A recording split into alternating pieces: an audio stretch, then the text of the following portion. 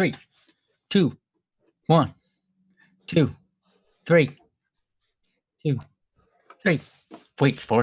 How are you getting 4 and 16, Jesse? Wow. 16. Welcome to the stream, everybody. Hey. How's it going? Yeah, we are live. We are with you guys, and we are excited. This is Don't Muddle Monday, the show where we talk about whatever is on your mind when it comes to worries, anything that's giving you stress, anything that you're thinking about, contemplating, you come into like some thoughts on, you're just not quite sure. You want a little bit of extra perspective. And that's what we're here to do. Give you perspective and hopefully a positive approach to help find your way through whatever problems are going on to get the best out of it. A lot of times we encounter things that are bad and we can find our way through it. But, it helps when you have people to just talk about the issue with you. So that's what we're here to do. We're not professional psychologists or anything along that line, but we have been through many different challenges ourselves. And with hopefully the right mindset, we can help you to do the same. So thank you all for being here. You can, if you'd like, you can share with us your thoughts right here on chat, your thoughts and your worries or your stresses or whatever. You can also send us an email at dww@bss.studio or put it right on our website at bss.studio. With me today is the star of the show, Joe. I'm the star.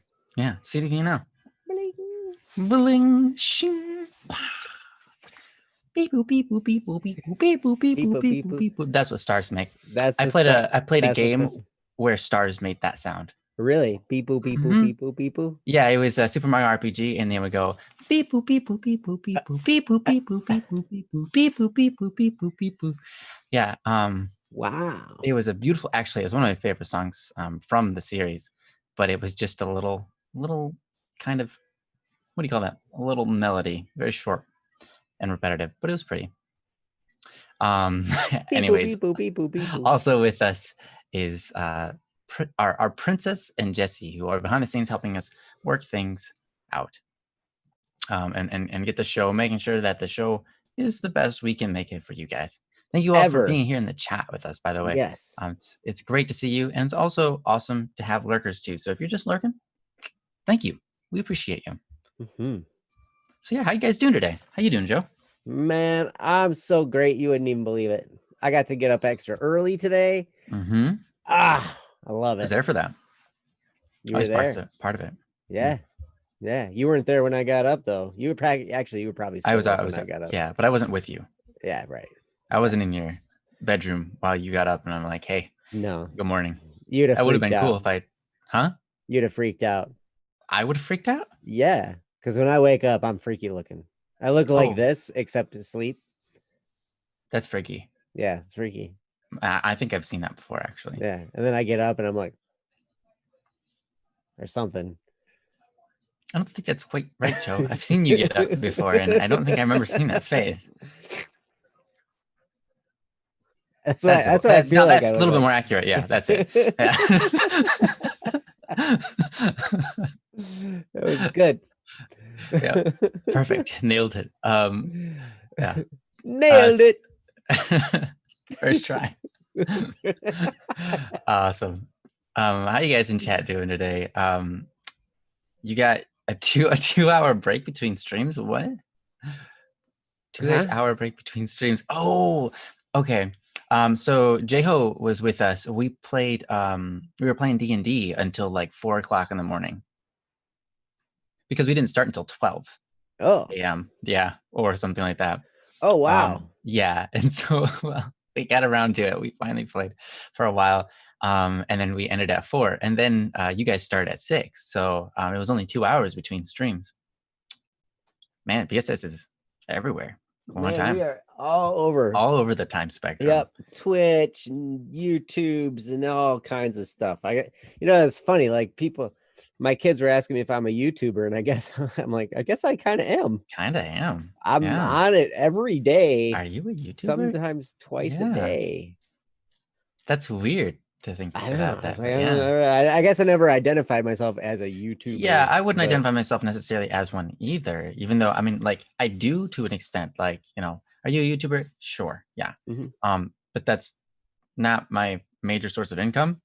Right. It's Yeah. just a So platform. you got to figure out what's the definition of a YouTuber. Is it somebody who makes their income solely from YouTube? Is it someone who makes a side hustle income from YouTube? Or is it somebody who is on YouTube? Or is it somebody who watches YouTube?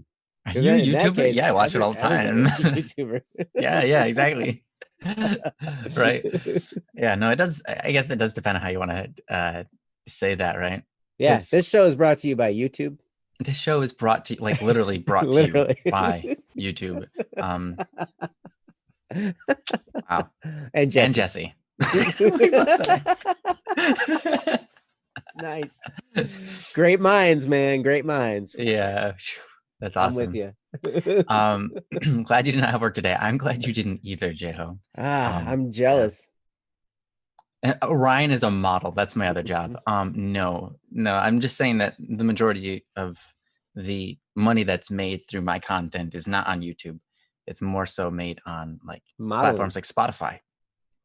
And that modeling career I don't have. It gets me most of my income, like 100% of zero. 100% of nothing. Yeah, 100% of nothing comes from my modeling career. It's so successful. 100%. 100%. 100% of nothing. Well, anyhow, well, why don't we jump right into this show? Yeah, let's do. So Princess told us be right back. You may read the topics. I don't know how long she has to be away. Is that what she said? Mm-hmm. But I see. It was in the if she's not chat. back, it's fine. Well, you're a minor YouTuber personality.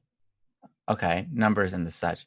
I would call a YouTube a professional YouTube personality / celebrity. Gotcha. Yes, that's true. Minor YouTubes. Hey, that's cool.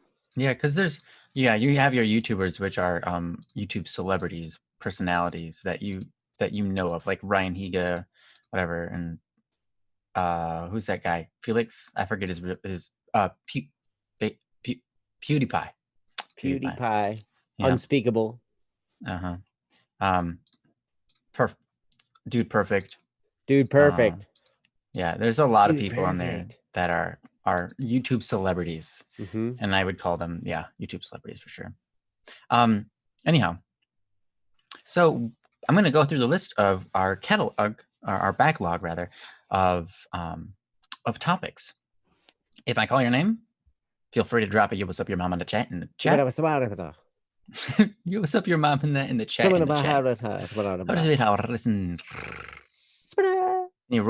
Can you roll a D for me? That'd be great. Sumner Kagan, John Doe, Man Left Behind, Eric Bodine, Caffrey, Mark Anthony, Akil, Cherry, Matt, and Psycho, aka Royal. If any of you guys are in the chat, let us know, and hopefully we'll be able to cover your topics. So let's see here. Who do we have with us? Well, Oni Bro, hey, what's up? Welcome to Don't Worry Wednesday. Or I guess Don't Muddle Monday, since that's what we're doing today. Yeah, Oni Bro says, I'm scared because of the protests near my house destroyed the store I go to. Wow, dude, that is actually pretty intense. So the scenario going on right now is really intense. Hopefully we can do our part in kind of calming that storm to some degree. Obviously, we're not on the field, stopping the actual riots and stuff. Prayers go out to all of them. Yes. And, there are some real heroes out there that are on that front actually trying to stop that. Even though right now people are raging against the police are also the things that are stopping the civilians from being crazy. So it's crazy right now. But yeah. Sorry, I didn't mean to interrupt you. No, go for it. Oh, I was just going to say, it's very, very interesting because, and we know this gentleman, but in one of the most violent cities in America, Flint, Michigan, the sheriff of that county Sheriff Swanson. I love him. He's awesome. He's awesome. He's there Awesome with the person. protesters. He's marching with them. He was like giving them hugs and everything. I mean, he's like there with them. I believe it. And Flint has had like some of the most peaceful protests. Really? Yeah, like they That's have awesome. not erupted into violence in one of the most violent cities in the United States. Yeah. Mm-hmm. That's awesome to hear. Yep. It's awesome to hear. Yep, man. But I mean, he's such a great guy. If you If you meet him in County, person, you know what. Like we talk about confidence the last couple of weeks, and Joe's actually doing it on Double Cup of Joe with the other Joe, and they're talking about confidence. And I think Joe, I just kind of gave his name, Swanson. It's also Joe. Anyways, he's not Joe. Oh wait, what is his first name? Chris. Oh, Chris Swanson. That's right. Isn't there Joe Swanson, like his brother? Probably somewhere. I think it must be his brother. Anyways, Chris Swanson. Yeah, Chris Swanson. Yeah, he exudes that kind of confidence. He's a very confident dude, and I think you have to be in the profession he's in, especially being a sheriff and everything. So, anyways, so we've got Swilk with us. Welcome back, Princess. Perfect timing. Looks like you're going to be able to read this. Swilk is the first person on the list that we have with us today. So let's do that. You down, Swilk? How's it going, man?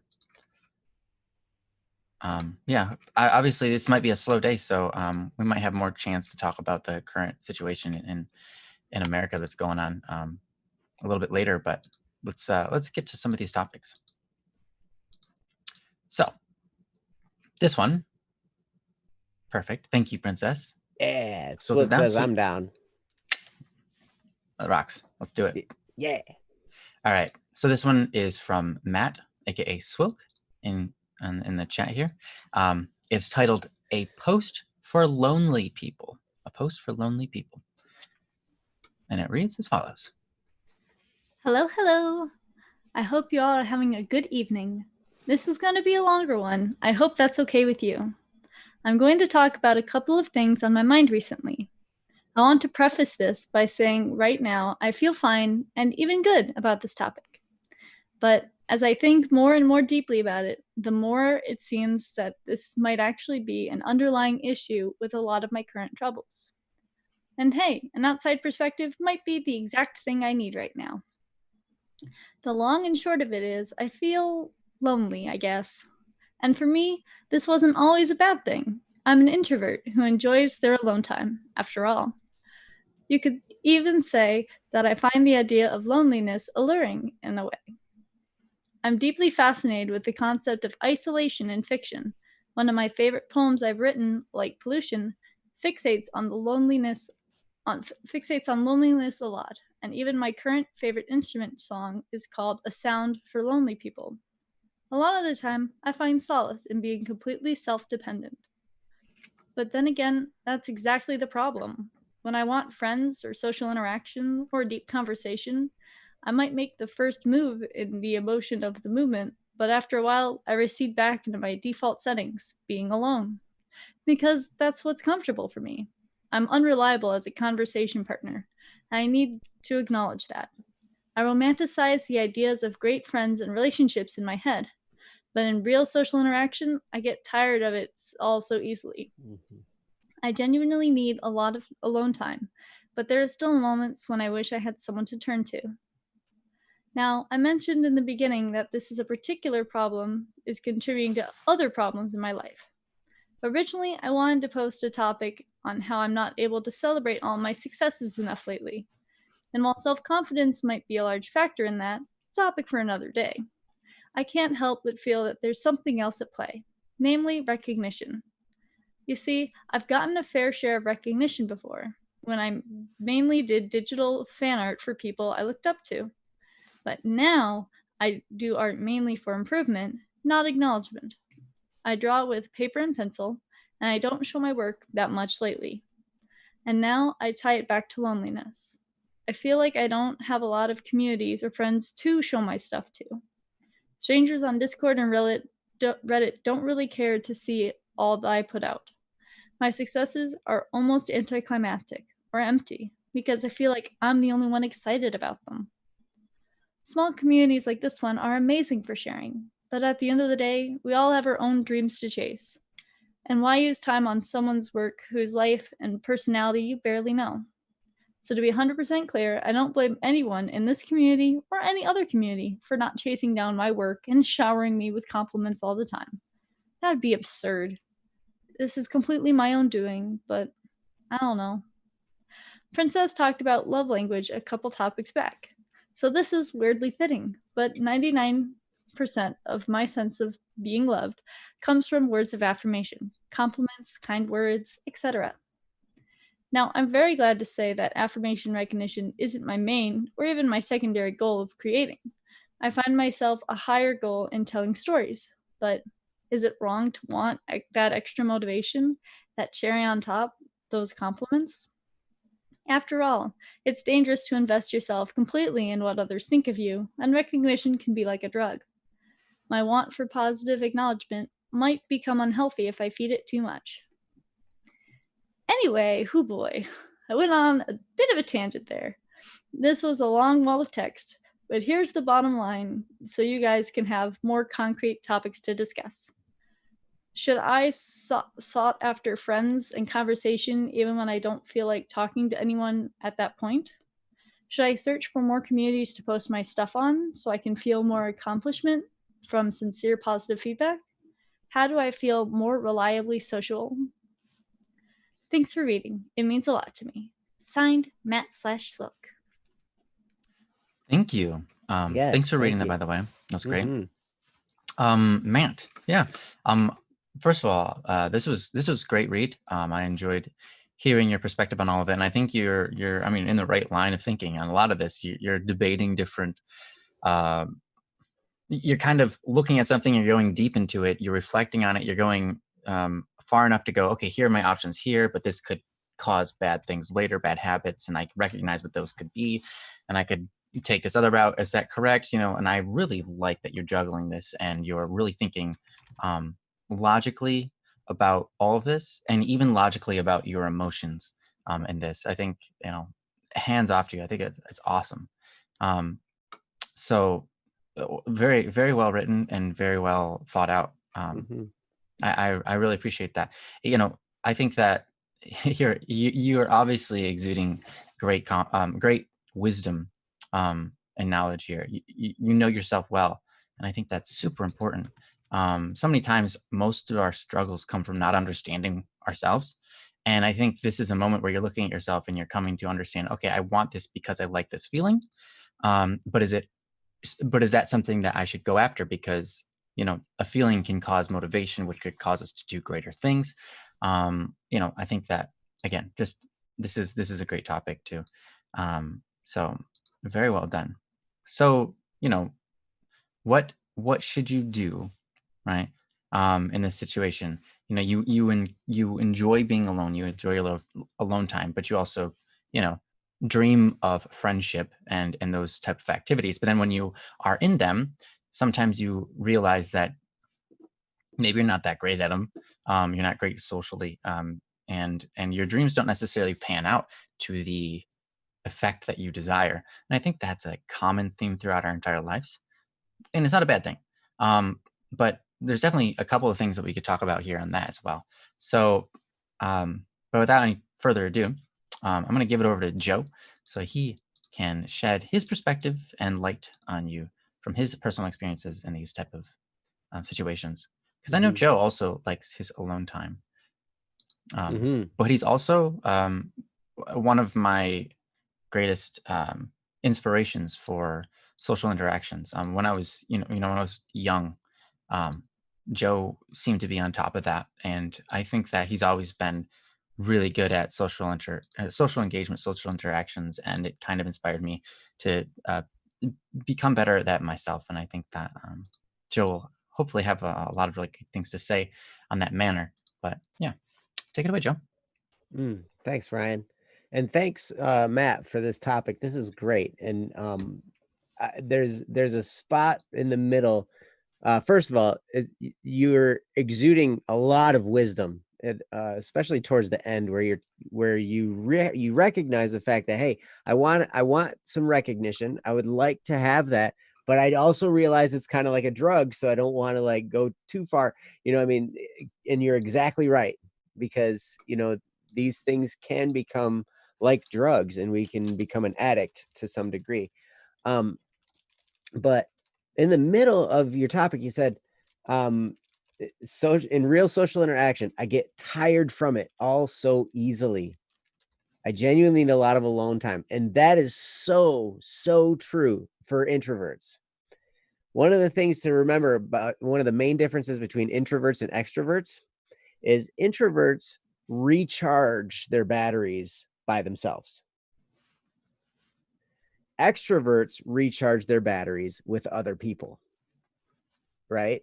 And so when we're in the opposite context, it's draining to us. So like for an introvert like me and like you, when we're around groups of people, it's tiring. It's exhausting. It's like, it drains life out of us. Right. And so then when we're by ourselves, then we can kind of recharge our batteries and stuff like that. Right. And Ryan says this. I really appreciate your kind words, Ryan, about my social interaction ability.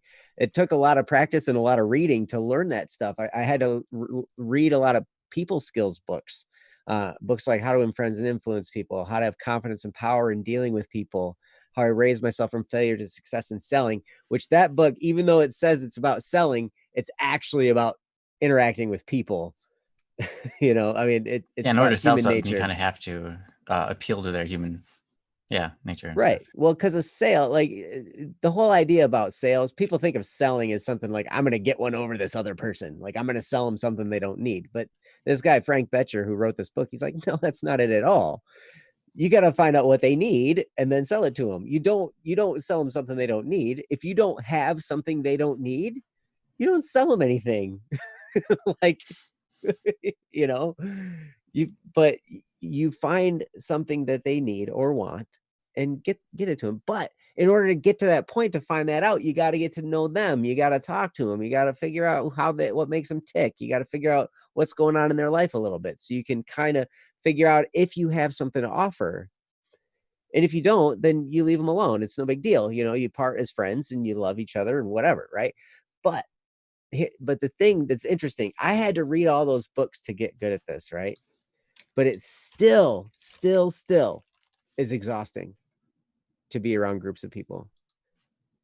When Ryan first met me, I was in the context of doing business presentations a lot. So I'd be running meetings, I'd be talking to people, I'd be, hanging out with new prospects. And then also, people in the community. It was community-based business.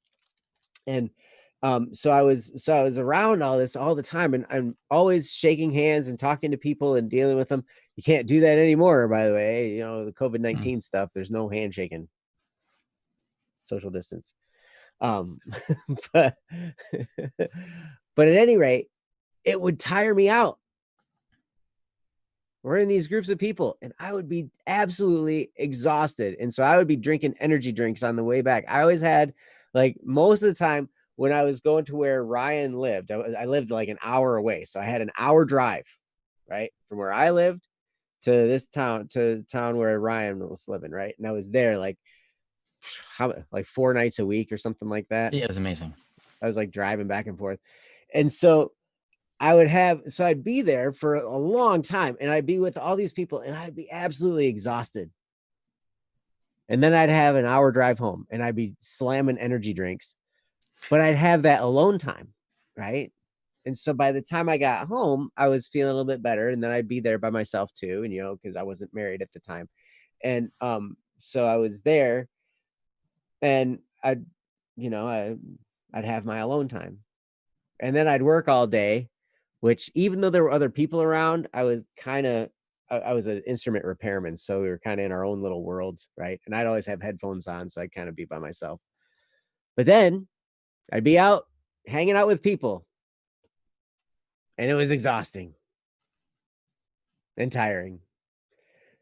And so I totally understand where you're coming from. But at the same time, when we're starved of that, we still need it to some degree. We still need, some interaction with other people to some degree.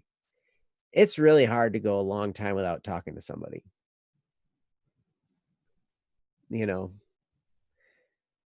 It's hard in two ways. For me, it's hard sometimes to find time to myself, depending on what day it is, right? Some days I have all day. I'm in my car, I'm driving around doing inspections. I don't run into anyone. It's great. And then some days it seems like I can't avoid people enough. It's like, leave me alone, please. I just want to be left alone. But that context is a little different. That's not always a friendly context. Being around friends is wonderful. Having people that uplift you is wonderful. Being around people that you love and that you cherish, that's a great thing. But even still, even as wonderful and how much it feels good, it's still tiring to an introvert. And so I think one of the answers here, if you feel lonely, I would say, to answer some of your questions at the end, should I seek after friends in conversation even when I don't feel like talking to anyone at that point? Maybe. One of the great things about Discord, one of the great things about, platforms like this is you can send people messages. I mean, I've sent people messages right before I go to bed. So I'll send a message. I'll say, hey, just thinking about you, blah, blah, blah, blah, blah. And then I'll go to bed. So I won't be there to chat. Right. But then the next day I see, oh, hey, they answered, or maybe they didn't. Maybe they were off doing something else too, or whatever. And that's one of the great things about this digital communication is we kind of, in a way, we can do it on our own terms to some degree. I have stuff come up all the time. I have friends that I'm chatting with. They have stuff come up all the time, and it's no big deal to have to say something, and then all of a sudden you have to go because you got stuff going on in your life. Everybody does, right? So even if you're not seeking a conversation, you can always drop words of encouragement to people. You can always just say hi, just say, hey, I was thinking about you, blah, blah, blah, blah. You can, whatever, right? You can totally do that. And what that does is, even though you may not be available to spend the time to do the whole conversation right then, you're planting seeds for future conversations and for future relationship growth.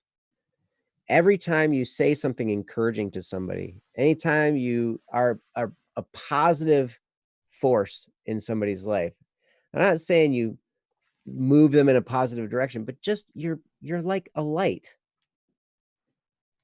Anytime you do something positive in front of people, whether it's digitally, just in a chat room, or in person, you're planting seeds for that future relationship growth.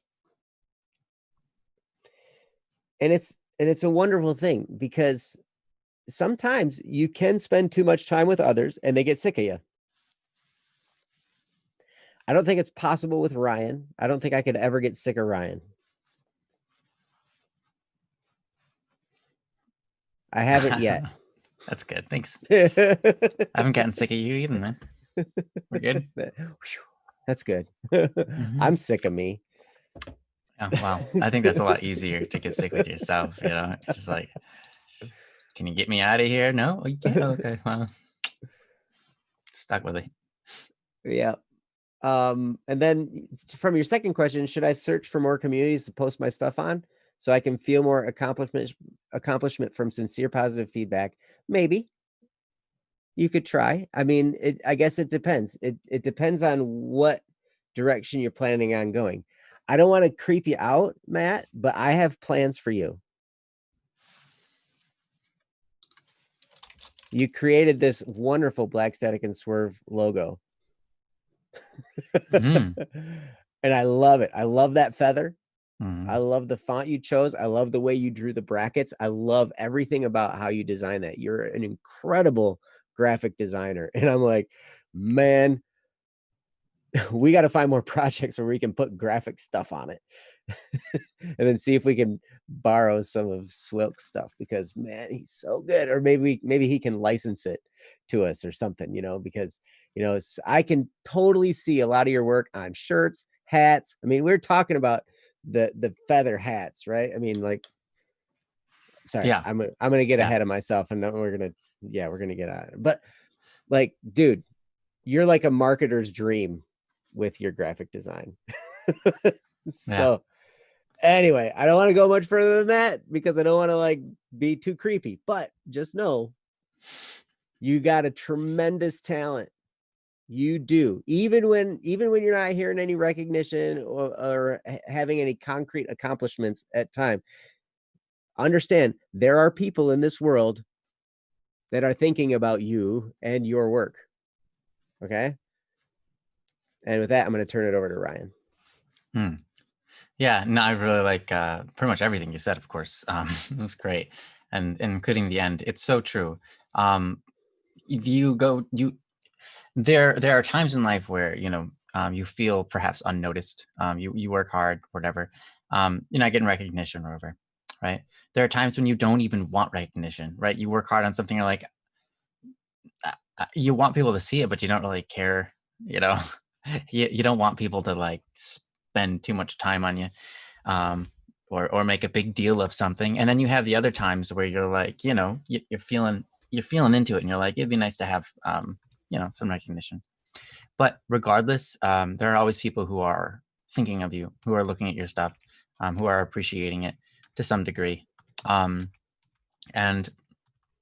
recognition is one of those things that's not a requirement to success. In fact, a lot of times you can look and we can recognize incredible people who have built incredible industries, who have received no recognition. Even to this date, there's people who get a lot of negative recognition, even though they've done incredible things. Like, as much as you have people who dislike Walmart, right? Sam Walton, the guy who built Walmart and Sam's Club and all of this, is an incredible feat, right? And the reason people don't like Walmart is not because of Sam Walton, to any degree. He didn't get a whole lot of great recognition. In fact, he had to go through times where everyone, including his family, was telling him, stop, like, don't stop trying to chase your dream here, because like, instead of being recognized for his ideas about business, instead of being recognized for how hard he was trying to get things to work, everyone was rejecting him, everyone was putting him down, everyone was saying that's not going to work, and the same thing with KFC, right? I mean, we talked about that last week. There are times when you just go without recognition, right? And yet what you do is still incredibly impactful. What you do is still incredibly worthwhile at the end, right? And I think that's an important thing to remember. So as much as it's great to have recognition, right, it's also important to understand that, just like you said in the chat, it's not like, well, you didn't really say exactly, but we know based on what you've said, it's not a requirement. And so when you're asking, like, should I do this so that I can have more positive feedback? Yes and no. I mean, I would not do something in order to achieve the emotion of recognition, right? Because that's self-fulfilling and it doesn't last. That's the whole point of that argument, is if you try to go after something that you're only doing for a moment's pleasure, it doesn't create happiness, because pleasure, right, is one of those things that is not sustained beyond the act of doing it, right? You receive that emotional satisfaction of, other people liking it, and it might last for a day or two. But the more you have that, the more recognition you have, the less each comment means. The less each person's comment means, which almost ultimately results in the less each person matters. their words are sincere, but they mean less and less to you over time. And it becomes one of those things where it's like that self-fulfillment that doesn't exist. There's no real such thing in that. You aren't fulfilled by that. It's just, an emotion, which is fleeting. We know that emotions are fleeting. So we want to try to stay away from that, right? We want to try to stay away from that, not because, well, first, it's not wrong, right? It's not wrong to go down those paths. In fact, those paths can give us motivation to do incredible things. But I think it's important to keep in the back of mind that that's not the point. That's not the ultimate point. If we make that the ultimate point of trying something so that we can have positive feedback, so that we can feel good about ourselves, if we make that the point, I think we can still do incredible things, but only by accident, right? Only by the fact that we're trying to get feedback from other people, but not because we're actually trying to do good things, which then I think that's important because your intentions are more important than your actions sometimes, right? Your actions are important, but if your intentions were bad and you accidentally did something good, right? Well, you're still a bad person for trying to do bad things. Now, again, this isn't like you're doing a bad thing by chasing, an emotional sentiment, but it only begets good things because you're trying to do things just for an emotion. I think if you switch that around and say this instead, should I search for communities to post my stuff on so that I can accomplish more and give more people that gift, right? I think now you've got something to run with, because instead of doing something so that you can feel more accomplished and get more positive feedback, that's good. There's nothing wrong with that. But if you change that to, should I reach out to more people so I can give them something, right? So that I can accomplish more in the world, right? If I can do better things with my life and better things in other people's lives, add more value to the world, add more value to myself, and add more value to others, right? Doing that's an absolute yes. And the positive feedback will come from it, or maybe no positive feedback will come from it, right? That happens. But I think those things last, right? Those things last beyond our emotions. They continue into the world regardless of whether or not they even received an emotion or received positive feedback. I mean, imagine if, we've talked about him a few times, Thomas Edison, right? He creates the light bulb, right? And everyone's buying it, but no one's ever saying to him like, wow, that's so impressive that you did that, right? Well, he still did it and people still use it. Or let's say people did say, wow, this is an incredible invention. Well, I really like this. Thank you so much. And he's like, yeah, I feel really good. That goodness is fleeting, but the light bulb, wow, the light bulb has lasted beyond his life, right? Well beyond it, and has helped many, many people with many, many, many things. An incredible amount of things have been helped because of the light bulb, right? That's a huge accomplishment. The amount of emotional pleasure he got from creating that is nothing in comparison to the amount of value he added to the world by creating that, right? So I think we add more value if we shift our focus into how can we add value into people's lives rather than, or even how can I add value into my life rather than how can I add a moment's pleasure. So that's my take on that. And I think you knew that. I think you know that, right? And that's why you're asking the question, should I do this? I think you should do that. But I think you should do it with the intention of reaching out to people for their sake, not for your own sake. Does that make sense? Because if you can just turn that switch on, right? Like right now it's in the off position to like, I'm doing it because I want this positive feedback. Switch it. I'm doing this because I want to add value to other people's lives. Now, when you go out and do it, your interactions with those people are going to be so much better. Why? Because you're going to, just like Joe said, you're going to be in kind of a way better with your sales, right? You're going in, you're talking to them and you're trying to find out, hey, what do they need? What kind of person are they? You're making a friend as opposed to making a friend so that you can feel good about yourself, right? You're making a friend so that you can add value to their life. And that makes it a lot easier because then you're focused on them. You can figure out, what kind of person is this? What are they good at? How can I compliment them? Instead of, does this person recognize how good I am? Does this person, can this person compliment me? Right? It's completely different. So, yeah, I would just kind of change that switch to, how can I add value to people's lives? Then go out and join other communities and do that. I think then that puts you in a way better position to actually making friends and receiving more positive feedback anyways. Mm-hmm.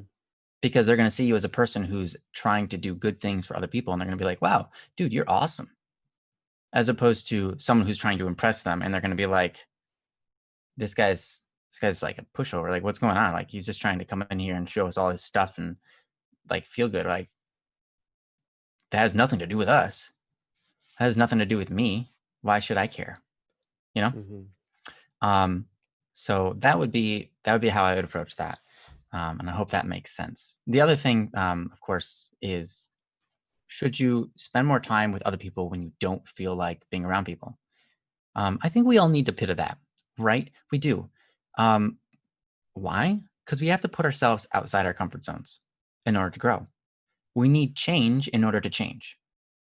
And change isn't one of those things that we naturally cling to. Like, we're like, oh, yes, I like this feeling because it's uncomfortable. No, it's uncomfortable and we don't want it, right? Because doesn't feel good.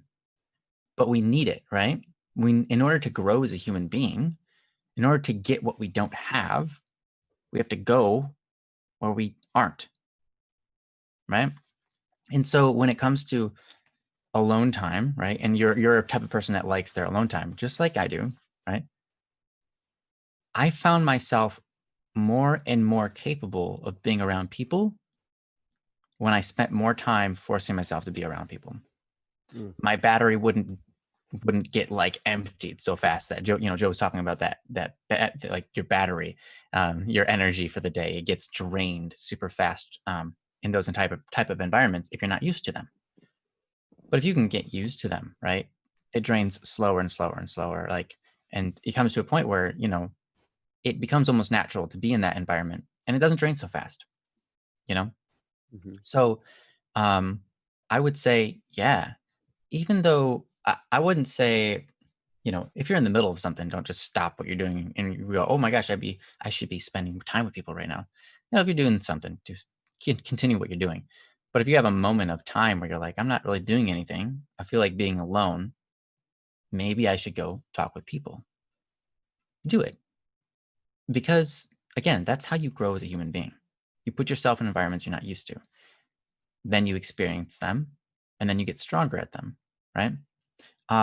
If you are, like you said, you're kind of like fantasizing or dreaming up engagements with people that aren't real. And I think that your brain is probably partially, at least to some degree, phlegmatic, meaning you're people oriented, at least to some degree. And I think that if that's the case, then you have a real gift to share with people. You really should be with people because um, there are people who are incredibly task oriented. They get a lot of stuff done, right? There are people who are really task oriented and and that's their gift in life. And then there are people who are people oriented. And even though they're reserved and they're not outgoing people oriented, right? They're more reserved. They're introverted people oriented. And that's like myself. We have a real gift to offer the world that is different than the other gifts that other people have to offer. Our personality is really, really much needed in this world. We tend to be the most patient, and we are the ones that help other people learn how to be patient. Generally speaking, we tend to be the most accepting of other people. We tend to be the most easy to get along with. We bring calmness into scenarios. A lot of times that is our personality, and we bring calmness into other people's personalities, which helps bring clarity into theirs, and that clarity helps them through their engagements. So if you're that kind of personality, you have a real gift to offer other people and you should be engaging with them. And you'll find that it is very rewarding to others and to yourself. But the more, like you said, you're not very good at social engagements. You find yourself lacking, and that's okay. The more you do it, the better you get, just like anything, right? You know that. The more you draw art, the better you're going to get. The more you spend time playing an instrument, the better you're going to get. Now, it's not quick. It might take 10,000 hours, but you get better at it the more you do it. Mhm. And the better you get, the more you find um, people reaching out to you instead, because it's just people want to be around you because you're really good at social interactions. I'm not saying that I am, but because honestly, I used to be in social engagements all the time, but I'm out of school. I don't really have a whole lot of that going on, right? My social engagements are entirely online, pretty much. So for me, I'm in this weird position. I think that you're in that position right now. I think it's important to spend time getting out of your comfort zone, going out into chats, talking out loud to them, going into, other chats and typing to them. I think that type of social engagement, if you have the time to do it, is incredibly important. Anyways, I know I've talked for quite a while. I'm gonna give it back to Joe and see what he's got to say. Anything else? Yeah, actually, one of the things that it was funny because I used to really require a lot of recognition. That was one of the things I always craved, right?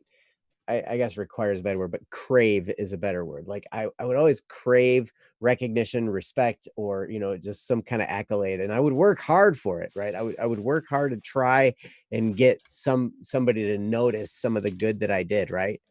And I remember getting a kind of a scathing remark at one point in time years ago, and it was third party. It wasn't directed at me, but it was just kind of a general statement. This person was like, one of the most unattractive things in the world is somebody who tries to take the spotlight and put it on themselves. And I was like, ooh, which means consequently that one of the most attractive things in the world is when somebody takes the spotlight and puts it on another person. So like if you can get good at pointing out people's good points, like when you're interacting with people, when you are in chats, when you are all everywhere, if you can get good at encouraging others in what they do and pointing out what they do right, or pointing out what other people do right, and keeping the spotlight on other people and their work, that's a very, very endearing quality to have. And like, you won't have to go far before there's always available to you people that would love to talk to you. So when you feel lonely, there will be all kinds of people that you will have the option to talk to.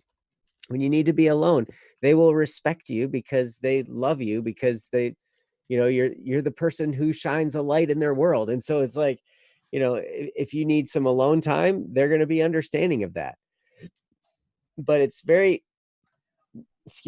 one of the one things that took me so long to learn, was how to talk good about other people, and how to lift others up, and not try and talk about how good I was, but talk about how good somebody else was. And it's really interesting because a lot of times when we talk about how good we are, it always comes off as kind of conceited. It always comes off as, oh, he's just full of himself. That's big ego, or sometimes it can make people angry, where they're like, oh, and he's just trying to take all the glory for himself, whatever, right? But if you can be a promoter of other people, that's an amazing thing, because you make the other person feel good. And then also it's sincere. Well, it has to be sincere. First of all, don't ever do this and be fake about it. Okay. I mean, you'll get called out and it won't absolutely won't line up. Anything, that's a prerequisite. Sincerity is key. You have to be sincere. But the thing is everybody's got good stuff they do. Everybody has something that they're good at. Everybody has something that's valuable that they bring to a conversation or to the table or whatever, right? And you can, there is nobody that just spreads garbage and that's all they spread. Everybody has something good. And our job is to find it when we're dealing with other people. That's the thing. Sometimes we got to dig for gold for a while. Sometimes it feels like we're digging for a while because, maybe they just aren't going to open up. Maybe it's taken a while of getting to know them and they're just closed off and they don't want to open up. Right. But then finally, when you see something, you can bring it to life and you can talk about it and you can promote and everything. I have a neighbor who's so good at that. He's just, he's always talking about how great his sister is at music, his brother. He would tell them how great I am. It's just incredible, but he's always promoting somebody else's stuff, right? When it comes to promoting his own, he's like pretty much silent. He's not afraid to say, hey, you know what? I do this. I'm good at it. I've been doing it for a long time. But man, you need to see this thing that this guy's doing over here, blah, blah, blah, blah. And he'll just go on forever about it, right? He's an incredible promoter. And when you can get good at talking good about other people, they call that edification, to build others up. When you get good at that, you will never, ever have to feel lonely. Because there'll be people that want to be around you everywhere you go, whether it's online or in person. And it's great because, especially for an introvert, where a lot of times we're concerned about what other people think about us. When we shift the focus to another person and talk about how good they are, then we don't have to worry about how good we are. We don't have to worry about it anymore because it's all about them. And so I don't have to impress anybody. All I have to do is show somebody else like how great this other thing is, right? So I don't know. I hope some of that makes sense. I'm gonna stop now. But I just wanted to leave you with that. To be an encourager, to be an uplifter, and to talk good about other people and point the spotlight at others. If you can do that, you'll have friends everywhere you go. Mm-hmm. Yeah, and it actually makes the whole, your worry of not really, you find yourself not really compatible socially. You find yourself lacking in that department. Like you come to a point in the conversation where it's like it's a lull, and you're like, wow, I guess I don't really have much to bring to the table. You'll find yourself with almost an endless amount of ability to bring something to the table because all you have to do is keep on taking the spotlight and turning it back over to them. Mhm. And the more you do that, now at first it's not going to be easy. You're going to be hard. It's going to be hard. But the more you do that and the better you get at it, you find the easier it is to just keep that conversation flowing because you can always take that spotlight and to redirect it back to them. And it's awesome. As long as you're, and that's one of those things, like Joe said, you have to be sincere. You have to be able to find the beauty in that person. Mhm. There's beauty abounding in every human being Mhm. and in so many different facets. Yes. And as an artist, you can recognize beauty. Mm-hmm. That's one of the things that artists in every genre and you can turn anything into an art form because there's beauty in all things, right? But if you do something at an artistic level, you can see beauty. So you will recognize it. You can rest assured. And as someone who's wise like you are, I think that Mhm. also applies a lot into this scenario. So yeah, we wish you the best, Swoke. Good luck on your endeavors. Like seriously, you're incredible. So thank you for this topic. We appreciate you. And we're going to move on Mhm. to the next one. I'm going to go through this list again, reading off some names. If you're in the chat, feel free to drop a hey. We've got Sumner Kagan, John Doe, Man Left Behind, Eric Bodine, Caffrey, Mark Anthony, Akil, Cherry, and Saigo. It looks like we do have Akil with us. So that is good. Mhm. Now, Akil, we did get your email. Thank you. We also have two more for you in the chat or in the log. One of them is called Walking Away, and the other one is called Dreamless. So, which one would you like us to cover? Walking Away or Dreamless? Vim and I, yes, you can email us. dww@bss.studio. Yep. That will or you send can find us an on Discord. email. Yep. Oh yeah, you can also message us on Discord for your topics. Use the bss.studio one. If you want to remain anonymous, that really helps because yeah, you can send an email. You can even make a fake email, right? But if you just ask, hey, can I remain anonymous? We will definitely honor that. They don't have to post it on the in the chat here or on the website, and it's a lot easier. Or you can send it to us in Discord. Yep. And pretty soon we're going to give you all Jesse's personal phone number. Oh, Jesse might not like that. He'll probably like it.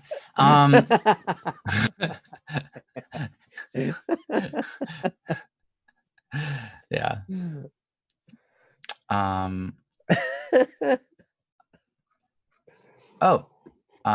Depends on the. How did? Oh, okay. Yeah, you're gonna send the typed version of the other one. Yeah, that's cool. The support ticket for him. Okay, so Akil, you didn't answer our question, unfortunately. So we're just gonna do the first one first. Is that cool?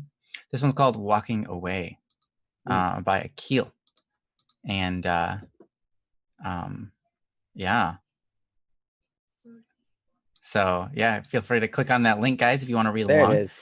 And luckily, I don't even have to read this. That's the hard part, and Princess is going to do that for us. So this is called "Walking Away" by Akil. Take it away. Thanks. I need to watch my diet since the stress doesn't help with my blood pressure right now. It has been a tiring weekend plus a few more days with sadly little to no progress. I don't know where I'm going with this. I guess I'm mentally tired. I probably dug myself too deep at this point as a public administration student and a relatively young person on the internet. I thought I was stronger than this, but my research as a student and my own personal observations led me to more disappointments than I could handle right now. As a student, I am required to be updated on what's going on. What this has led to is the discuss on politics and the other half of government that was playing out. I am of the age to vote about 2 weeks ago, and the realization has given me quite the headache. To think that one day I'm going to have to work with probably even worse people in the future. I'm being selfish for bringing that up. Sorry. Then, as one of the people using the internet nowadays, I tried to do something I like. I was looking through the history of Romania to find inspiration, since my Tiga Pula Hari post here was on indefinite hiatus. Surprise, surprise, more drama happened. After working on my 3D model, I thought I could finally get some discussions going on how to improve and learn more. But I guess you can't have new Romans when Rome burns. So I decided to hold off on the development and read on the drama too. I thought understanding more of the situation would help me clear my head. I was mistaken, because now I have a headache and I feel sick. As of the last post, I am starting to lose my sense of self again. It's kind of one of the reasons I left the server recently, trying not to bring in more negativity. In this new low of significance doesn't feel good, and I admit that it is selfish of me to say that. After all, at this point, I can't get anything done. I'm no longer creative. If I ever was at one point, I am no longer consistently kind, because I end up using silence. I am tone deaf, and my face would lead some wishing for death. I am also becoming an idiot, a gullible and insensitive dum-dum. I have midterms coming, so I'm walking away. It's not like I can do anything about it right now. It's not like I have a care about strangers online. It's not like it's not normal these days to lack the care for others. It's not like I matter right now. Yes, I am a coward. I ran away. All I want to do is curl up in my bed. Not that I get much sleep anyways. The fetal position was just right for me, since I'm a big baby. Let me sleep in the dark for a bit, and pray that I can open my eyes with a fresh view. I'm sorry for the lack of proper writing lately. I'm terrible at being a human with emotion and expressing it. Now, I doubt that this actually learned anything, because mimicry can produce the similar results when I think about it. This felt roundabout. All of these felt like deja vu, and I still don't know how to face them yet. Pathetic. From Akil. All right. Thank you. Thanks for reading that, and thanks for posting this, Akil. We appreciate you for doing so. You know, it's one thing to feel pathetic. It's another thing to actually talk about it. And I think that is nothing to. I mean, you, as pathetic as you feel sharing how you feel pathetic, right? A lot of times when we share our problems, we feel like we look bad to others. But I think in this case, you know, especially, it takes a lot of courage to do this, right? It takes a lot of courage to show other people our weaknesses in hopes that we can achieve better things in ourselves, right? To show other people our weaknesses in hopes that we can become stronger is it's not just really smart, because it is. It's actually just smart. It's a smart move. It's the logical move. It is the right move, right? To show our weakness in hopes that we can become stronger in those from other people's advice and so on. It's really smart, but it's also courageous. It goes against our natural desire to hide within and recoil and share nothing. So it shows a lot of strength, and it makes you. It doesn't make you look pathetic. It makes other people look pathetic, because everyone else is too scared to share their own problems, and you're not, right? So don't feel pathetic. Honestly, we're proud of you. We think you're awesome. We think that you have a lot of courage and you have a lot to offer. Even if you feel like, you know, at times you're getting nothing done, you don't have any creativity, all this kind of stuff, and you feel like, yeah, you're not getting anything done.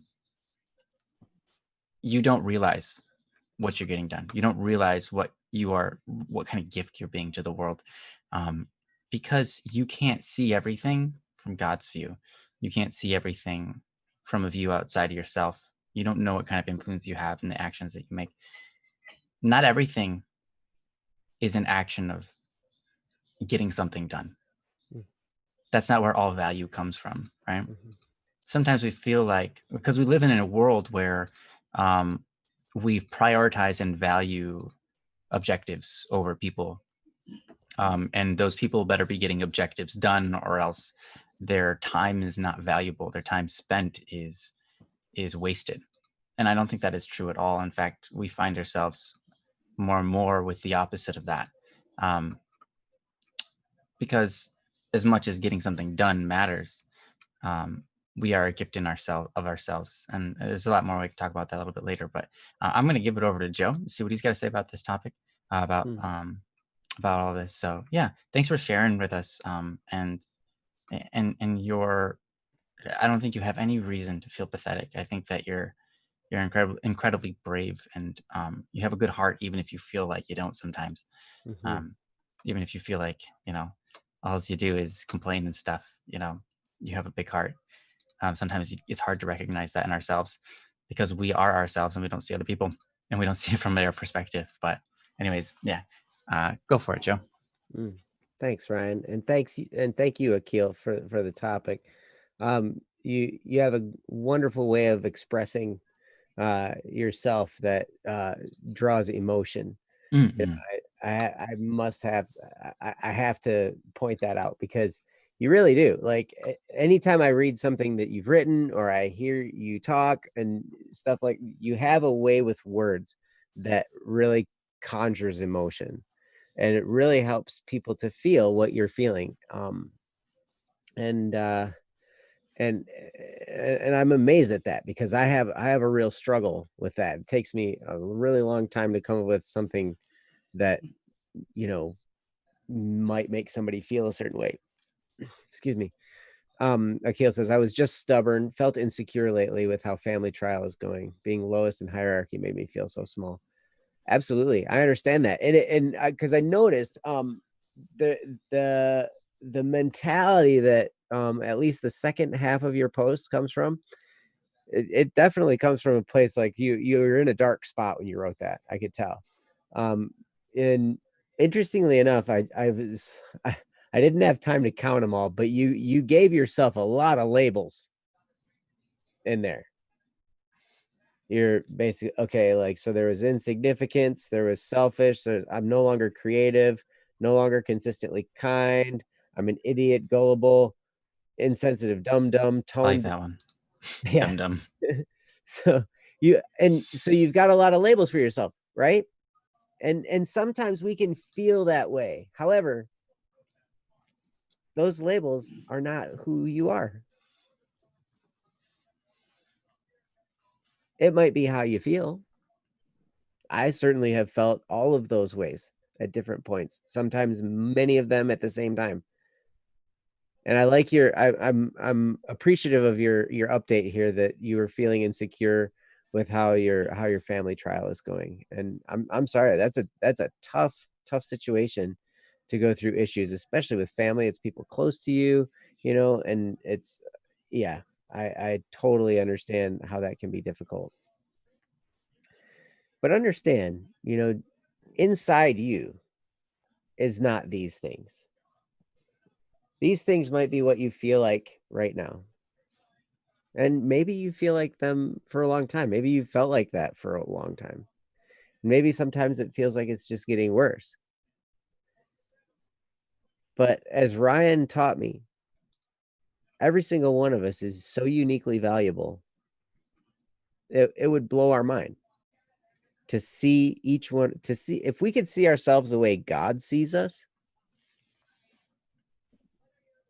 It would blow our minds because he loves each and every one of us. He created us, right? And so, but one of the things that we also struggle with is imperfection. All of us are valuable. All of us are uniquely, infinitely valuable. And none of us are perfect. Which is weird because we strive for perfection, especially, I mean, I can relate to you, Akil, because I know that you're a very detailed person. You wouldn't be able to write this way if you weren't. And you're also you're detailed. What was the other thing? And you're probably, if you're anything like me, you're probably a bit of a perfectionist. So you want to be that perfect ideal, right? And sometimes we feel like that's what we're supposed to be.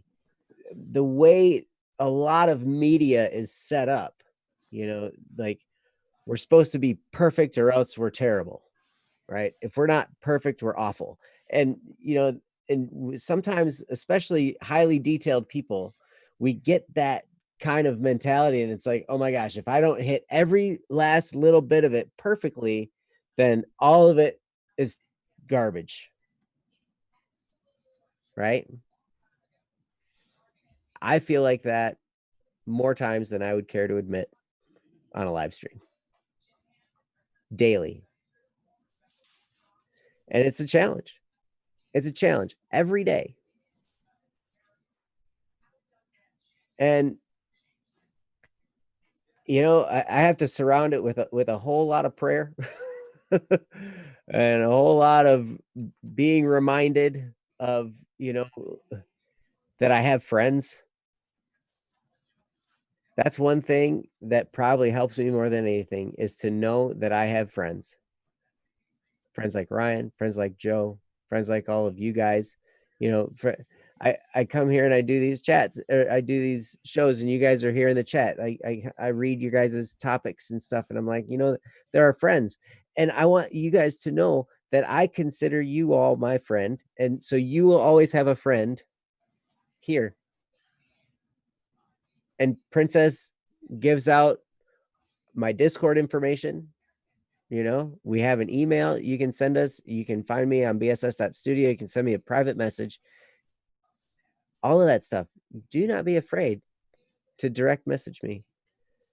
If I don't get back to you right away, I will hopefully get back to you very soon.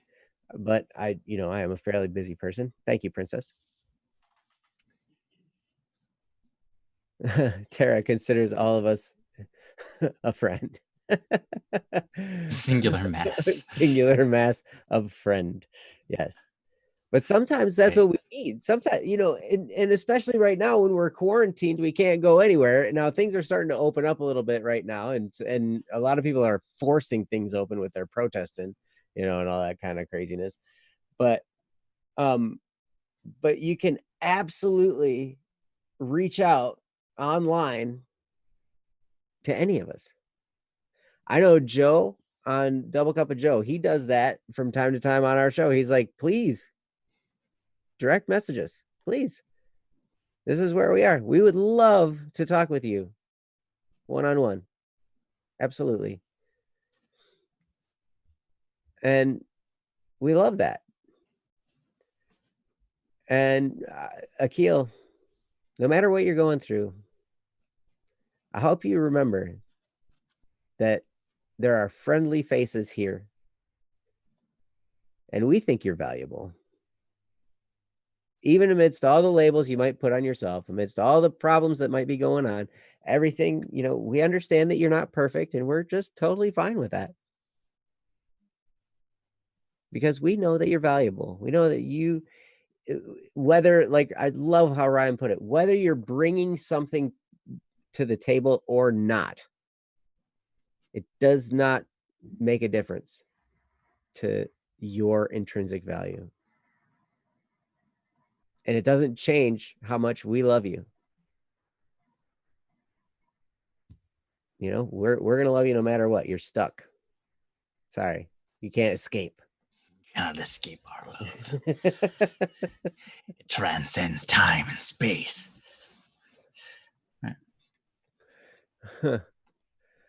Uh-oh. Akil says all of this actually made it harder. I would not care less of how I do among strangers. Well, I'm sorry. I'm sorry if I'm making it harder for you. But one of the things probably, I'll tell you, I'll give you something practical you can do. 2 things. One is something Ryan always talks about, and one is something I always talk about. One, see what you can do to contribute to somebody's life. See what you can do to serve another person. See what you can do to give without expecting anything in return. These are practical things you can do that can help you move beyond this point. Now, if you want to be at this point, you can stay there as long as you want. That we all have that ability, right? Sure do. I've stayed there. I think we all practice that ability. We have to a painful extent. Mm-hmm. But when you're ready, all right. I remember having this. I used to smoke cigarettes for years, right? And then when I finally quit, I remember going through this program, and the guy was like, "Okay, you can stay smoking for as long as you want, because you're never going to quit until you want to, right?" And it's the same with any type of downtroddenness. Like, I mean, I can stay upset as long as I want. But when I really, really want to be done with it, here are some ways that worked for me. One is to serve others, to smile, even if it's just a smile, and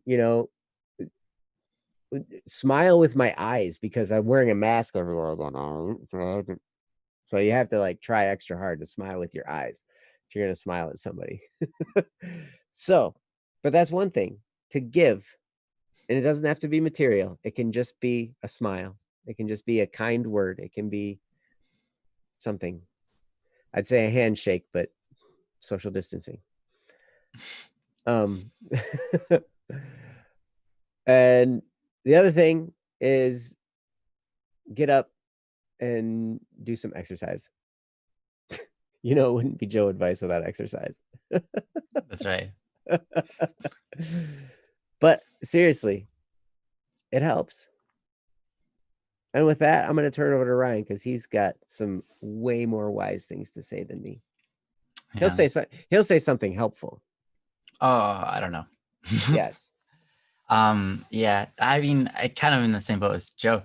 I think you're spending a lot of time looking at yourself and not seeing what you like, and you're getting upset about that. That's what you're doing. That's all I got. So sometimes you just need to identify the problem for somebody and let them work it out. That's what it is, dude. I think that's what the problem is. It's not you. It's not. It's the way that you're looking at yourself. Because you're amazing. Seriously, don't even joke around. Like, don't say, don't, you know, you might be like, you don't know me. You don't know I'm like all this stuff. Like, yeah, I'm not around you 24/7.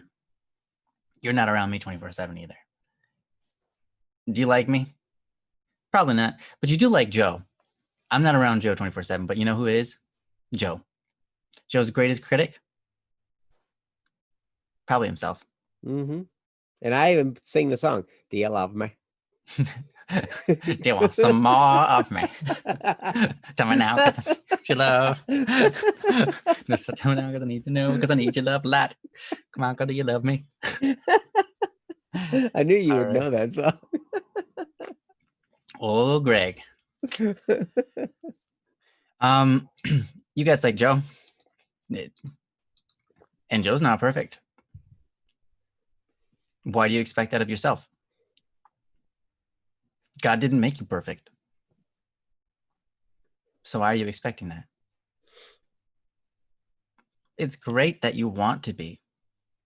It's great that you want to be perfect because that means you want to be like God, which is admirable. It's a good thing. It's glorifying that you would so desire to be like the one who created you. I mean, there's no greater respectful play than that, right? It's awesome. But you're not perfect, and that's okay because you weren't made to be. Right? We've had this discussion before. You were made to be good, and you are good. And you're good enough. I don't care what you think. You're good enough. Here's the thing. If you don't like what you see in yourself, then the problem a lot of times when people don't like themselves, a lot of times when people don't like what they see in themselves, it's not because they're a bad person. It can be, and you can look through that and try to identify that, but a lot of times it's not because you're bad. A lot of times it's because you're bad at looking at yourself. You're bad at identifying what's good. You're bad at forgiving your issues. You're bad at moving forward and moving on past your faults. That's like a talent of its own. When you've got something you're not good at, what do you do to get around it? Problem solving, right?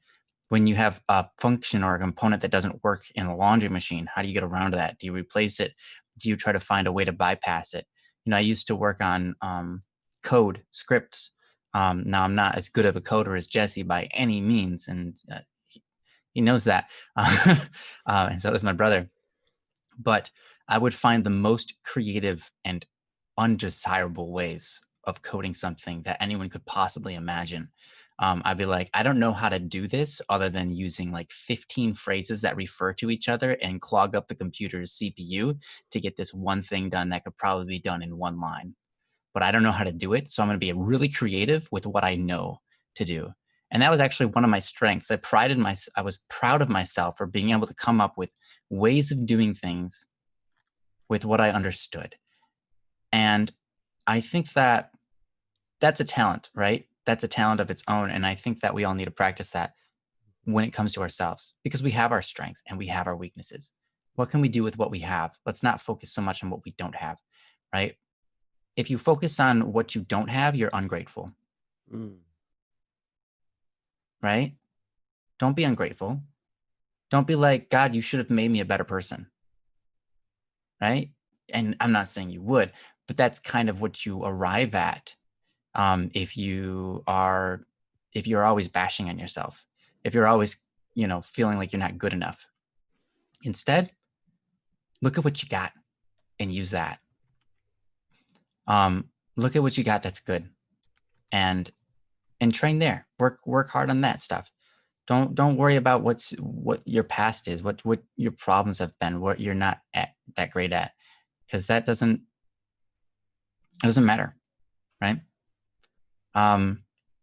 So when you another thing that ties right into this is, you said like you wouldn't care about what other people think of you, if they're just online strangers, but you've got something going on like with your family, right, where you feel like you're the lowest in the ladder, right? You're the lowest in hierarchy. It makes you feel small.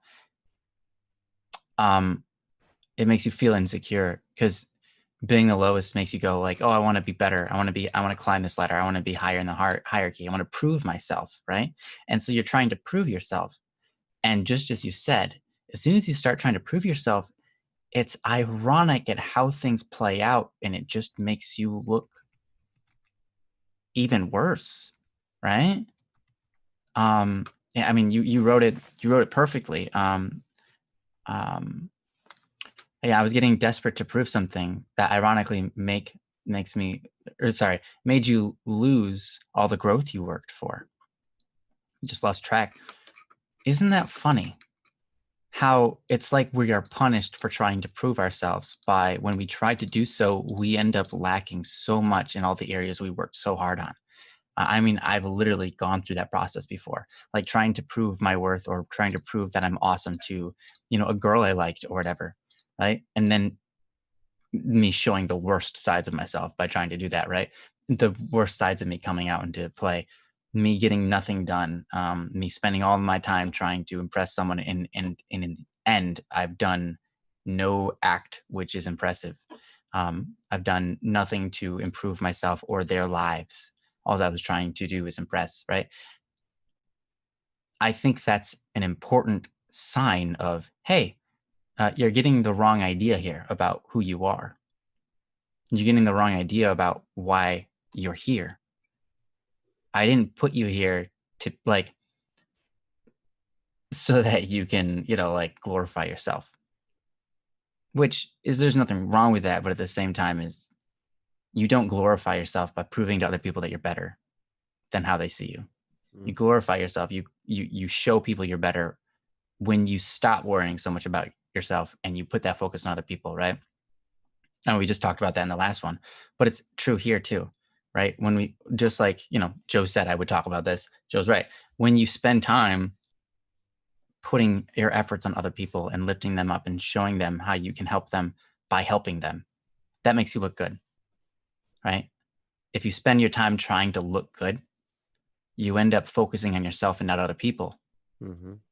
And then in that, you even if you're like, I'm trying to make myself look good, so I'm going to do things for other people.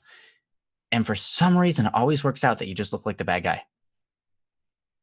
But when you stop trying to prove yourself and you actually just do things for other people, people just like you. It's weird. But it happens that way. Always does. Always does. It's like karma, something.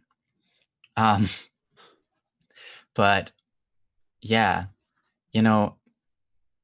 we've so don't get me wrong, like we've all, like, I know that I have, and I know Joe has, and we've been into this place that you're in right now, right? Into this darkness. It's like, what do you do?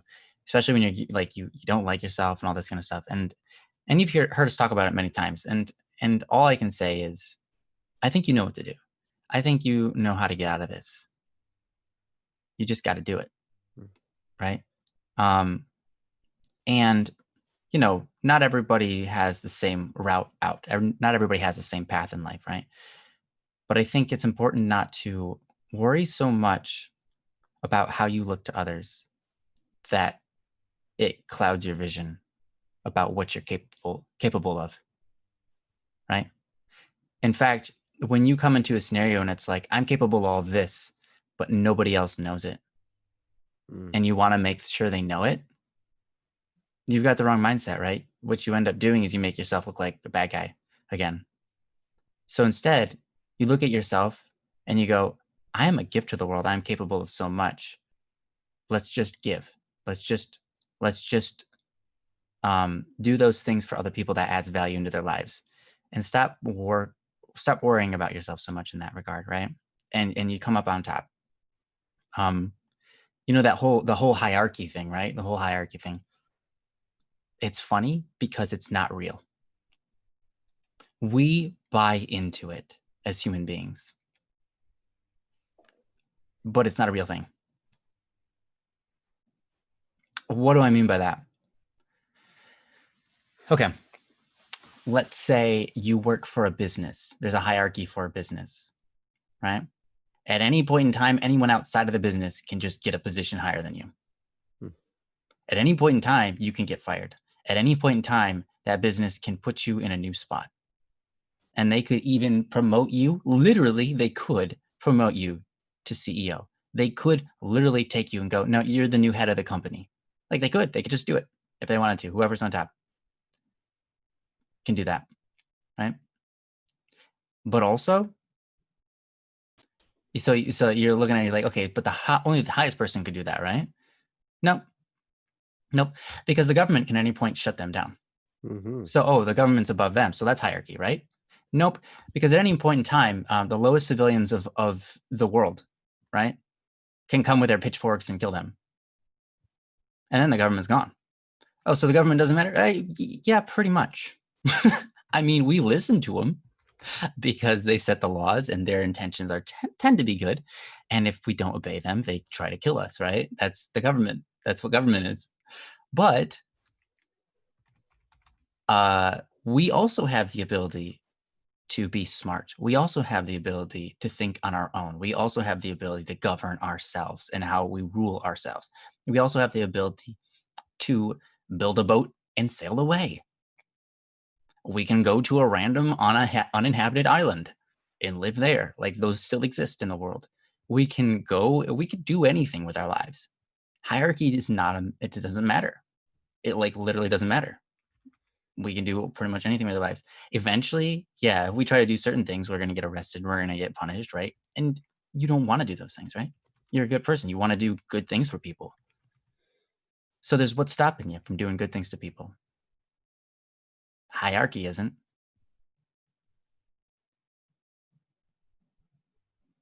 Right? Right, Akil? What's stopping you from doing good things to people? Hierarchy isn't. That's not a thing. Hierarchy is just an imagination. It's just a set of things that we've set up in our structure, but it's all not actually not based in the physical realm. It's all mental. It's all hearsay. It's all, this is how we say it is, and this is how it is, therefore. But in reality, there's no physical setup. There's no physical thing. It can all collapse in one day. And we've seen it happen in the past before, where an entire government collapses in one day. And the whole construct of hierarchy is just lost. And you know what's funny? That happens in the family too. You can go, I have a hierarchy, right? This is my grandparents. These are my dad and mom. This is me, right? And you look at it, and then in one moment, the child steps up and changes everything for the family in a good way, right? In one moment, someone comes into the room and and tries to kill them or whatever, and the youngest member of the family is the only one brave enough to stop it. And then all of a sudden, what's hierarchy matter? In one moment, the youngest, the littlest child comes into the room with a big smile on their face, not knowing the moment is going on, right? Not knowing that it's a somber moment. And it brings a smile to everybody else. Where's the hierarchy in that? The little one had the biggest impact on everybody because they came to the room unknowing that something bad just happened. And they came in with a smile and they hugged people and they were friendly and everyone was like, oh, it's, she's cute, and then all of a sudden the littlest one made the biggest difference. So don't ever belittle yourself because of structure or class or race or hierarchy or whatever. Because here's the fact. You're a human being. And that's physically real. And you are capable of incredible things because you were given that ability just like the people on top, they are capable of incredible things too. You both are. And since you both are, you both need to do your part, right? And none of that has to do with hierarchy. It has to do with being a human, right? We are entrusted that power. We are entrusted the powers that we're given, right? And the position we're given. But we still need to do our part as a human being to be a good human, right? And not to be entirely animalistic, right? Mm-hmm. But yeah. So anyways, don't worry about that stuff, man. It's not real. It only holds us back if we let it. While physically we're still completely, entirely, and mentally able and capable of adding value into people's lives, nothing's going to stop us from that. And that's how we feel fulfilled. Because then we are a gift that gives, right? We are human beings and we are gifts. And when we take ourselves and we add value to the world, that's when we feel fulfilled. When we take the world and we try to fill the world into us, right? When we try to take everything from the world and take it in, we never feel fulfilled by that. No matter what you get in the world, you can get this material good, you can get that, you can get a new toothbrush, you can get the best kind of toothpaste, you can get a new computer, you could get you can get recognition from somebody. They could say, "Oh wow, you're beautiful, you're smart, you're whatever." You can get all that kind of stuff. We give you recognition all the time, Akil, and yet you don't always feel fulfilled. You don't always feel like you're the best kind of person in the entire world, right? I mean, we can all attest to this. The world does not fulfill us. But when we can take ourselves and offer ourselves to the world, then we're actually living out a life that feels fulfilling. Why? Because instead of basing ourselves off of what other people give us or what we've achieved, we are being true to our nature and showing all that we have to ourselves. Instead of like basing ourselves off of what we have, that we can take in, we base ourselves off of what we are capable of doing, right? And that's again, you might look at yourself like, oh, I was capable of so much, but I did nothing, right?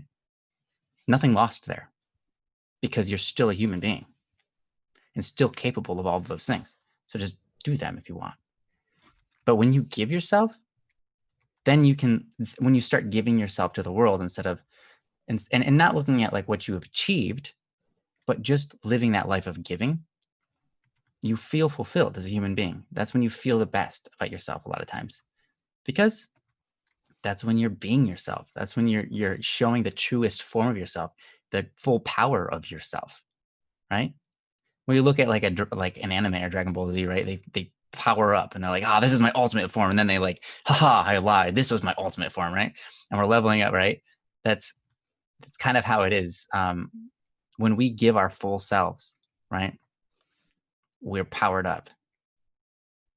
And when we choose to hold back and to grab everything and hold on to it and collect everything and say, no, this is mine, we're really powered down. We're not showing our true selves. We're kind of at our lower levels because we're not offering anything. And yeah, anyways, I think you know all of this.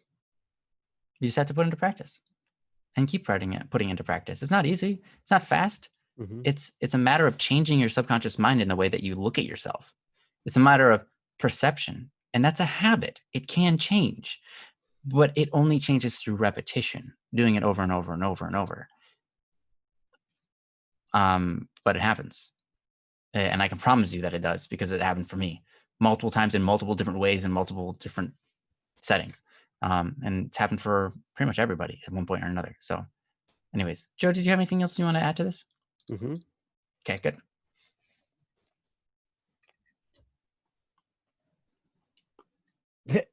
Oh, sorry. Oh, you wanted me to say it. That's right here. Oh yeah. Mm-hmm.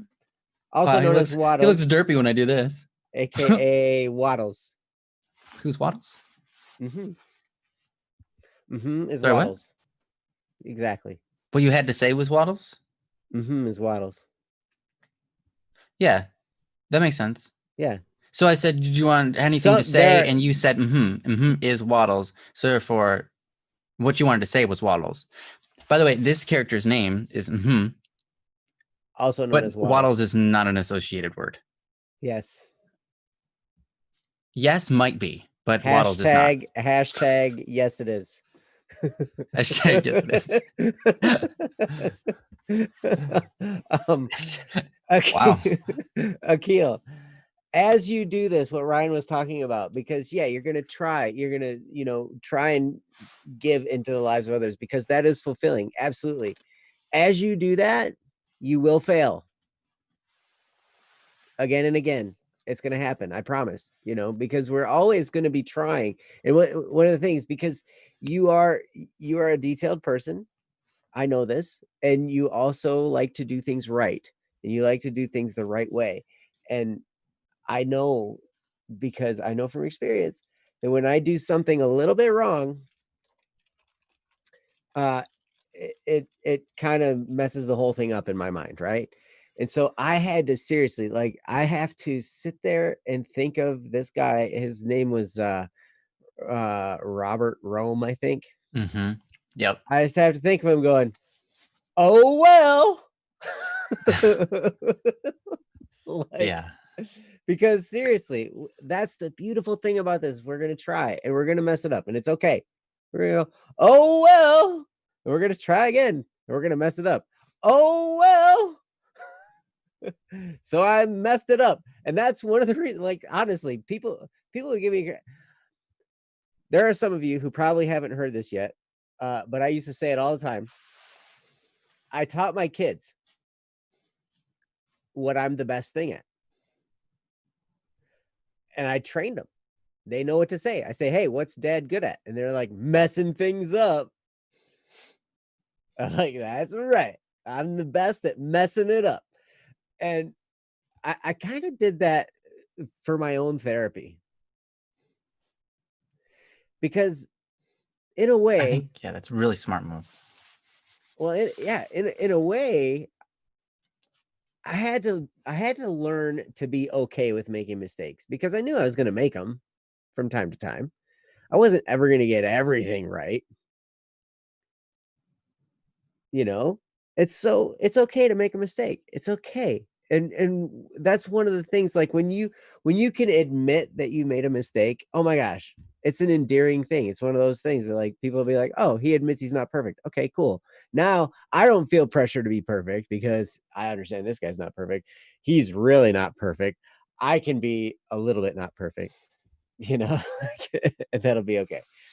But at any rate, as you do this, Akil, you're going to probably not get everything right, and it's going to be just fine. You just say, oh, well, I messed up. Oh, no big deal. It's all right.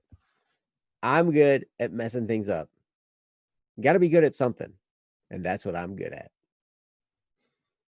Right?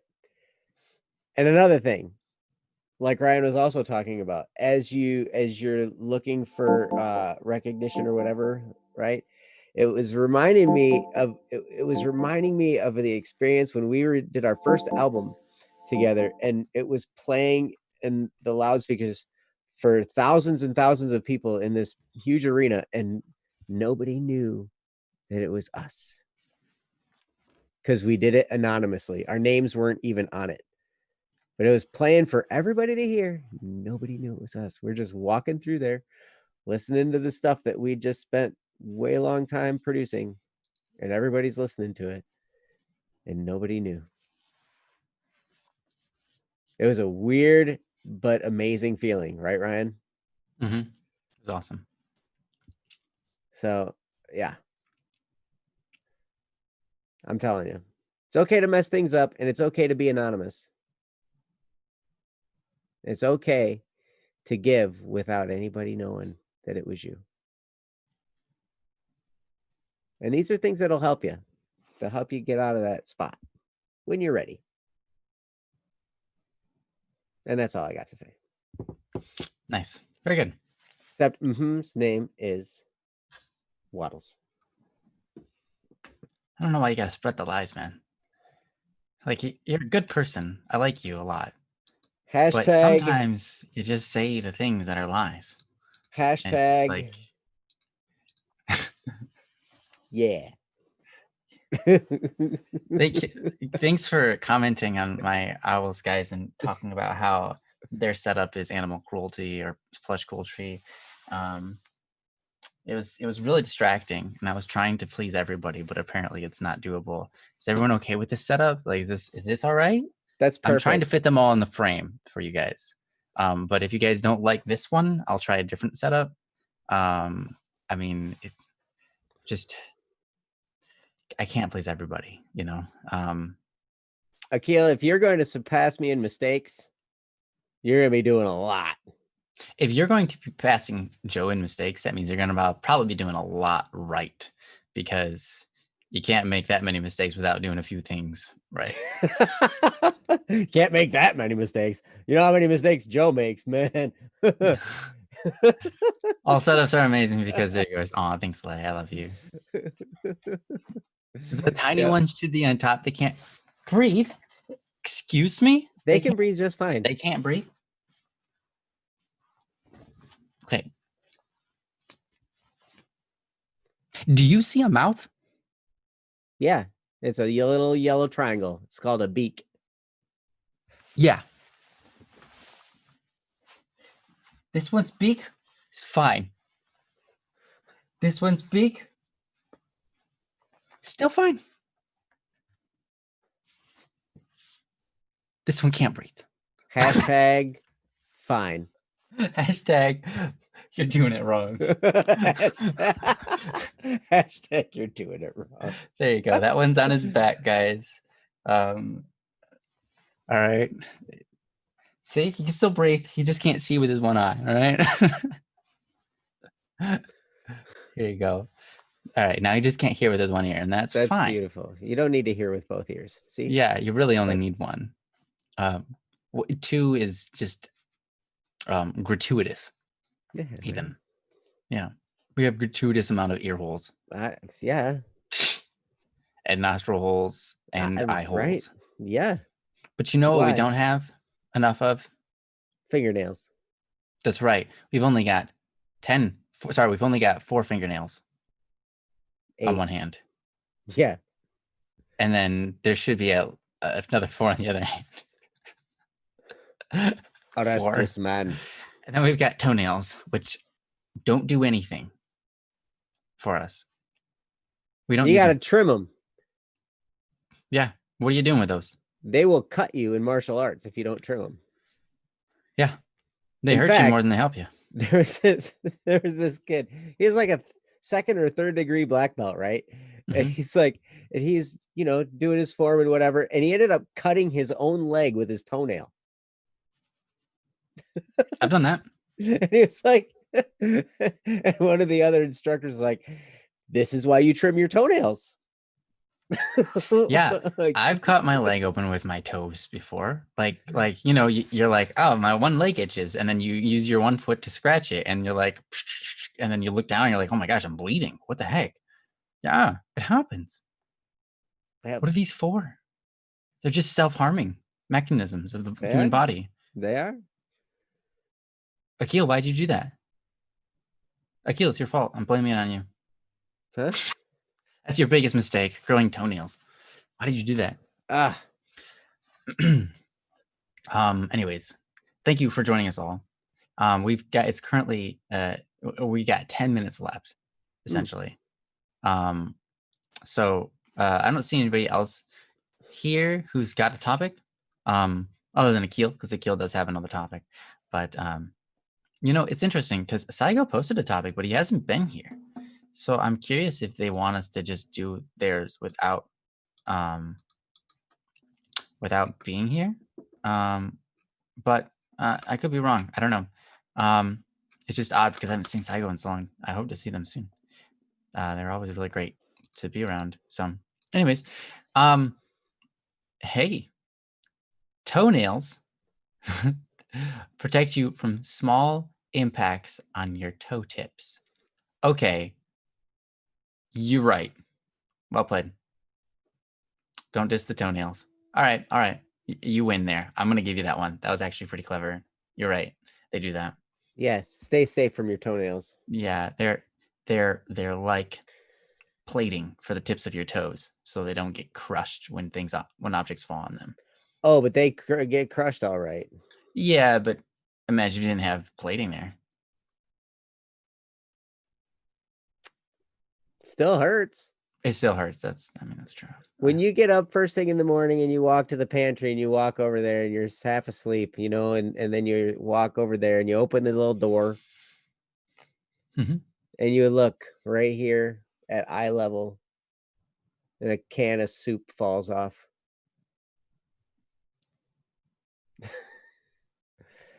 You're no longer half awake. Yeah. It's amazing how fast we can move when we see that. Like, all right, I'm awake now. It's not your toe's fault. No, it's not my toe's fault, but it hurt. My toe ended up getting the hurt one out of the deal. Yeah, poor toes. Yeah, why do they gotta be at the bottom? Hashtag Joe's toes. You know, I always wear slippers.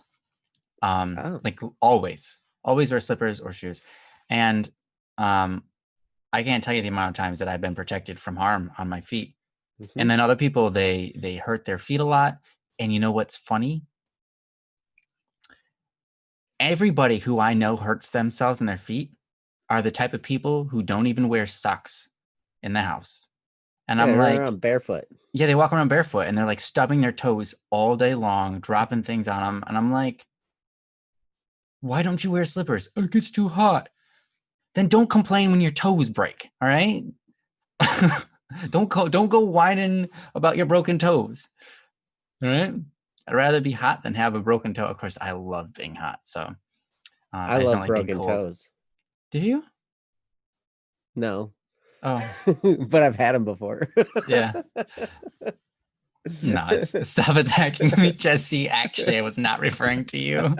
I was talking about my brother's wife. Yeah, that's true. That did happen to you the other day. But no, I wasn't talking about you. I was talking about my brother's wife. She walks around barefoot, and she just walks. She's like, her toes kick things, and she's like, "Ow!" Ah! I'm like, I just do wear wear slippers. Get some steel-toed slippers. Yeah, steel-toed slippers. There you go. That should be actually. You can't. I'm gonna search online. Is that a product? So if it's not, we've got a new business. We've got a new business model. All right, steel-toed slippers, and it wait. Impact toes to go. Adjustable steel strapped toe overshoe. No, those are for overshoes. Men's wicked good sheepskin sterling lined slippers. They don't have a steel toe. I'm not a steel toe bunny slippers. Yeah, buddy. However, get those for your sister-in-law. Nope. This is a DIY. Make your own bunny slippers. Steel toed. What? Steel toed slippers. Alibaba. Those are not slippers. Excuse me. Those are full on boots with rubber. Like those are like waders. And loafers and things. Like none of these are these. Nope. No. Okay, guys. We got a new industry. Steel-toed slippers. New Black Static and Swerve product coming your way. Mm-hmm. Yep. For some reason they don't exist. Jeff found us a link. Oh, did you find one? Jeff's really good at finding these links and stuff. He does it for us. That's the do-it-yourself. That's DIY though. That's DIY. That's it. Yeah. Instructable. Okay. Yep. We got ourselves an industry to get into. Thanks for joining us today, guys.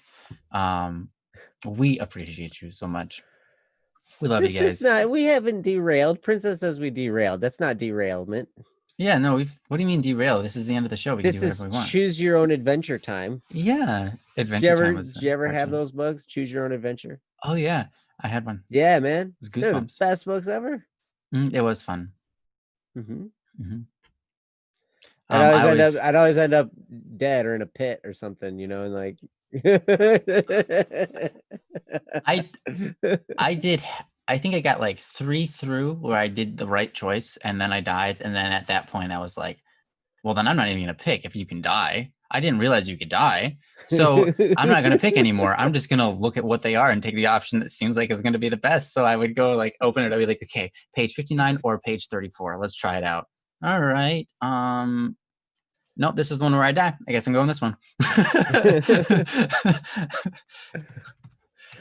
Nice. So yeah, I was not good at those books. I Yeah, didn't do them the right way. every once in a while I'd get That through is them after cheating. I went through them a whole bunch of times. Yeah, that's cheating. Yeah, I totally cheated. How do we choose the steel-toed slippers route? Oh my gosh. I'm sorry, guys. That looked enjoyable. Like an enjoyable route. Well, you know, we were talking about the toes. We talked about toes for a long time, and then we talked about the stubbing of the toes. Then we talked about people, you know, stubbing their toes because they walk around barefoot. And then actually, you know, we could just put the like strap, you know, like a steel toe with the strap. A strap. And just like strap it on their foot. Oh, just steel toes? Not the Yeah. slipper? Yeah. Just so that people don't have to put their slippers on, but they can wear s- these little straps around the front of their foot so that they kick something. So yeah, exactly. Yeah. Yeah. Or Just like steel-toed flip-flops. it's like a steel cup with like it comes with a stick of tape. A roll of tape, I mean. Yeah, it's just like the steel cup. It's like you just put your feet on it and then you have to tape your own foot down. Here's what I got you for Christmas: a roll of tape and 2 of these metal things. 2 metal cups. That's hilarious. Oh, now they're going to turn us off, Ryan. Ooh, they're going to turn us off. But what are they going to turn on? The ending music. Okay.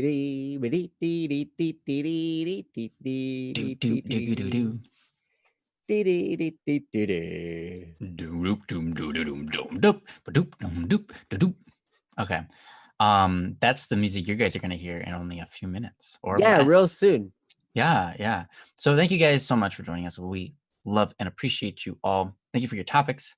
Thank you for sharing your thoughts. By the way, you guys had great comments as well, great helpful comments, and really funny ones as well. I was trying not to laugh during Joe's bit because I'm like, you guys are so funny. Anyways, word from our sponsor. You know this one. That's the one. This is the one. No. That's the word. That. Is it an English word? No. We have had a bilingual chat. Yes, we have. So now it's trilingual. Trilingual. And try again. Trilingual is when you're like trying a new language, but you're not very good at it. I'm trilingual. I try really hard and I fail. I try. Oh well. Inappropriate. What? Yeah, was it? I don't think I think the bongo was just fine. I don't know what he said though. So inappropriate. Man. All right, see you guys. Have an awesome week. Well. We'll see you back on Wednesday. Also, if you want to tune in the mornings, we are here every Monday, Tuesday, Wednesday, Thursday, and Friday for a double cup of Joe. Yes, in 7 hours, less than 7 hours Eastern. Yep, it's gonna be fun. I'm gonna wake Joe up. He's gonna be so happy.